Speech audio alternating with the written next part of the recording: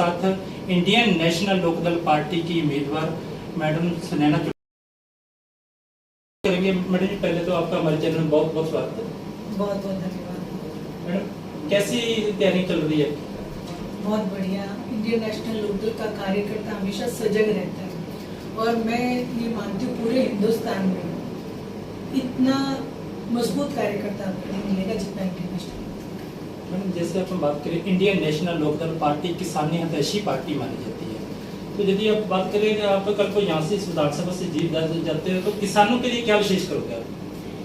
सबसे पहले तो मैं आपको एक बात कहना चाहूंगी, आज इंडियन नेशनल लोकदल के साथ बीएसपी का गठबंधन है, तो मुख्य रूप से हिंदुस्तान में कमेरा और किसान वर्ग दो वर्ग हैं। आज दोनों ही वर्ग एक साथ आ चुके हैं, पहली बात।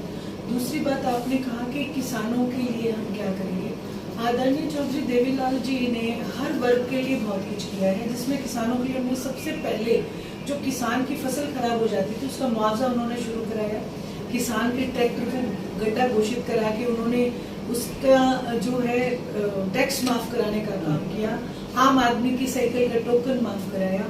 वही आदरणीय अभय सिंह जी चौटाला इस बात के लिए वचनबद्ध हैं कि एमएसपी की जो गारंटी आज तक नहीं मिल पाई किसान को, स्टेट लेवल पे उसको वो दी जाएगी। क्योंकि पहले जब आदरणीय ओम प्रकाश जी चौटाला मुख्यमंत्री थे तो बाजरे की फसल बहुत ज्यादा मात्रा में हुई थी, लेकिन फिर गवर्नमेंट अपनी थी, चौटाला साहब के इंडियन नेशनल लोकदल की गवर्नमेंट थी, तो गवर्नमेंट के जो कुछ अधिकारी कहने लगे जी सरकार को घाटा हो जाएगा, आप इतना ज्यादा फसल ना खरीदें। उन्होंने कहा कि किसान को घाटा नहीं होना चाहिए, तो वो मैं सरकार का घाटा मैं पूरा करके दूंगा, लेकिन किसान को घाटा नहीं होना चाहिए। उसी लाइन पे आगे बढ़ते हुए एमएसपी की गारंटी और जो एसवाईएल का पानी जो हमारा एक मेन उद्देश्य लक्ष्य है उसको हम हरियाणा प्रदेश में। मैडम, यदि आप बात करें बीजेपी पार्टी की 10 सालों से पहले सत्ता में है, तो उनकी कारगुजारी को किस प्रकार से देखते हो? उन्होंने कुछ किया ही नहीं। दरअसल भारतीय जनता पार्टी सिर्फ कागजों में सिमट के रह गई है, घोषणाओं में सिमट के रह गई है।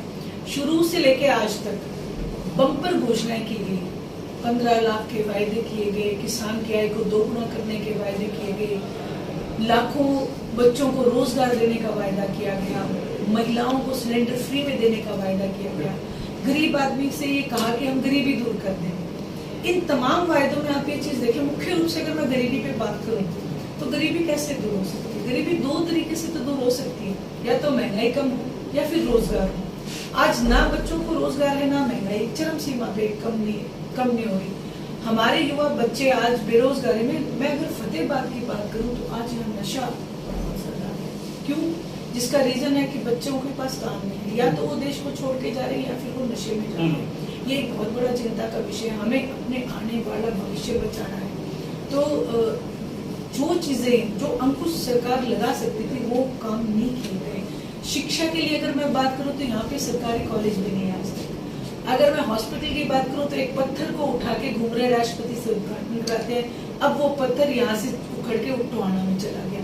20 साल से नींव भी नहीं खोदी गई। इतना मतलब मैं कहूंगी आज यहाँ प्रॉपर्टी आईडी को लेकर भ्रष्टाचार चरम सीमा पे है।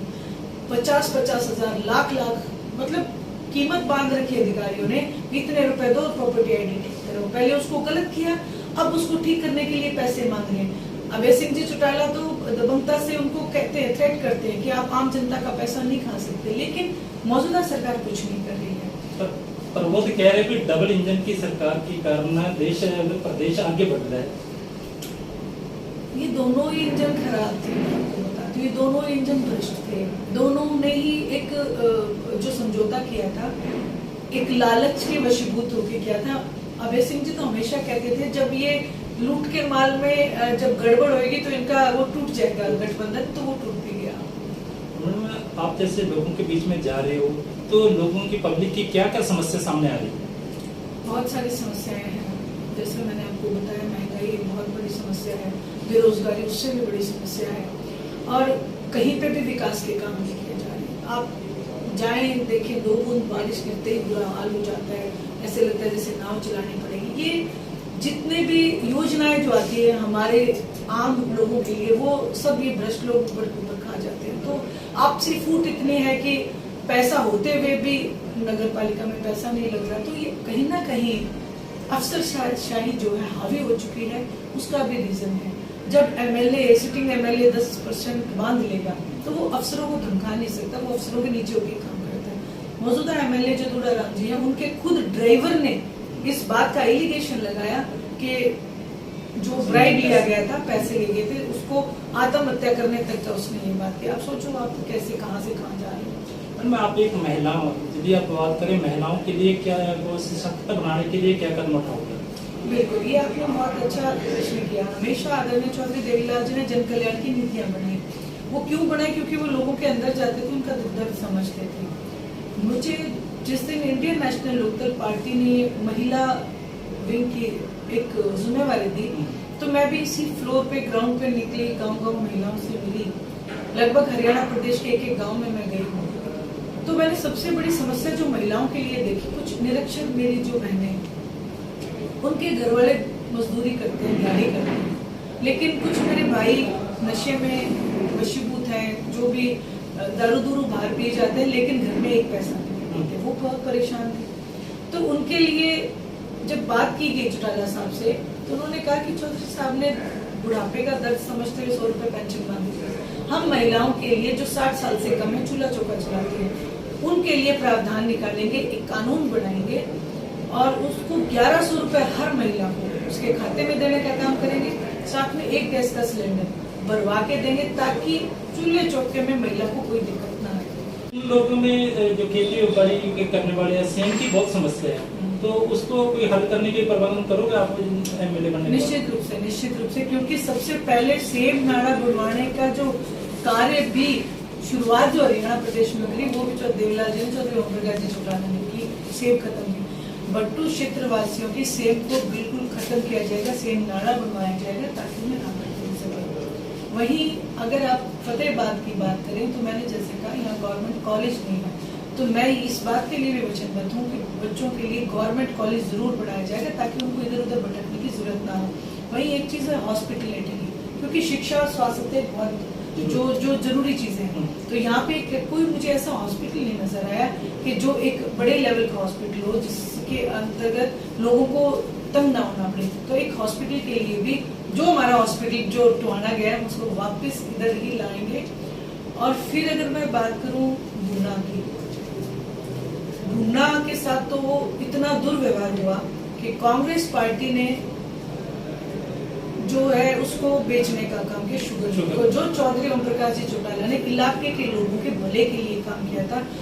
ओम प्रकाश जी चौटाला इतने गुना के अंदर लोग उनका गुणगान करते थे, वहाँ कांग्रेस पार्टी ने कुठाराघात किया। भाई बीजेपी ने तो बिल्कुल सिरे से ही उस को खत्म करने का काम किया है। तो हम गुना शुगर मिल वापस हमारी लेके आएंगे, ताकि हमारे इलाके के लोगों को सुविधा मिले।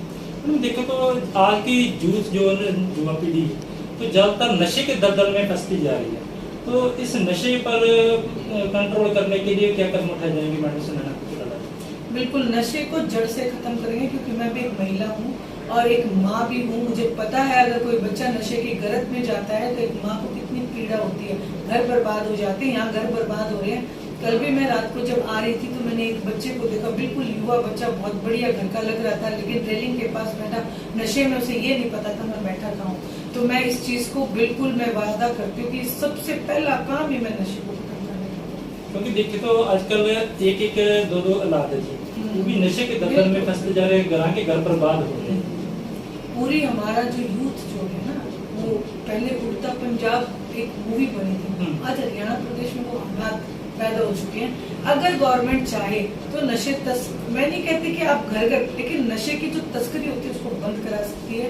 बच्चों के लिए बंद तो करा दो, लेकिन बच्चों के लिए फिर कोई मेडिकल चीजें, ताकि उनको उसमें छोड़ने के अंदर उनको एक सहायता मिल सके, वो भी प्रोवाइड कराना गवर्नमेंट के। लगभग हर एक राजनीतिक पार्टी तक लगता नहीं कि नशे के केवल एक राजनीति खेली जा रही है, नशा बंद नहीं करवाता कोई।